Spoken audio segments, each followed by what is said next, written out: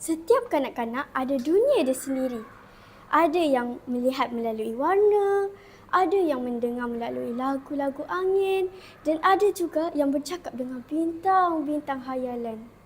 Kreativiti bukan hanya lukisan dalam buku seni. Ia adalah permainan dari daun. Mungkin ianya soalan yang pelik, tapi jawapannya tiada dalam mana-mana buku. Dan di sekolah ini, kreativiti tidak pernah dipenjara. Ia dilepaskan ke langit, ke dunia dan ke masa hadapan. Di sinilah langit bukan hadnya. Pernah tak korang terfikir korang nak cipta apa?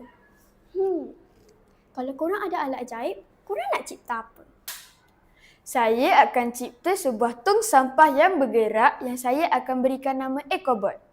EcoBot akan berfungsi apabila kita memanggilnya dan dia akan datang kepada kita untuk mengambil sampah yang kita ingin buang. Pada waktu malam, EcoBot akan pergi ke tong sampah yang lebih besar untuk mengosongkan sampah-sampah yang ada dalam badannya dan bekerja seperti biasa pada esok harinya. Saya pula nak cipta satu tempat untuk menyimpan kereta mainan. Saya memberi namanya Ultimate Garage.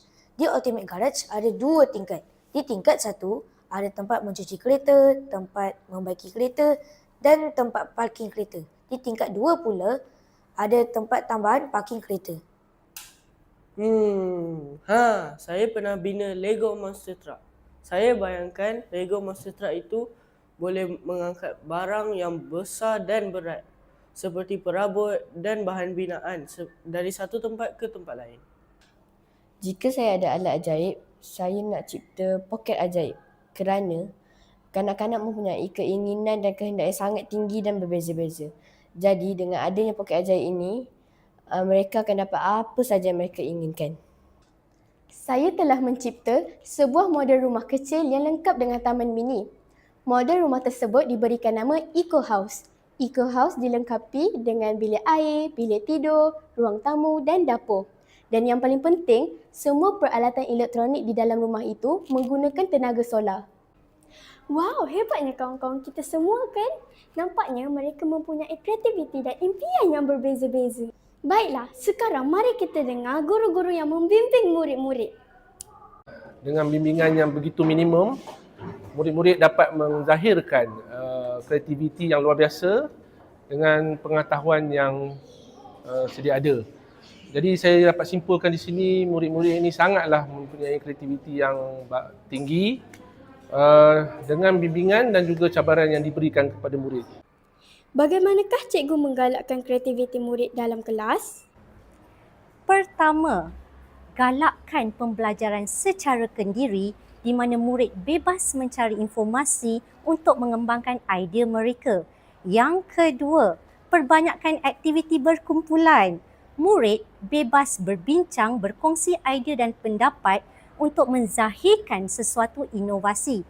Dan yang terakhir, berikan galakan dan motivasi yang membina supaya murid sentiasa terinspirasi untuk terus melangkah ke hadapan.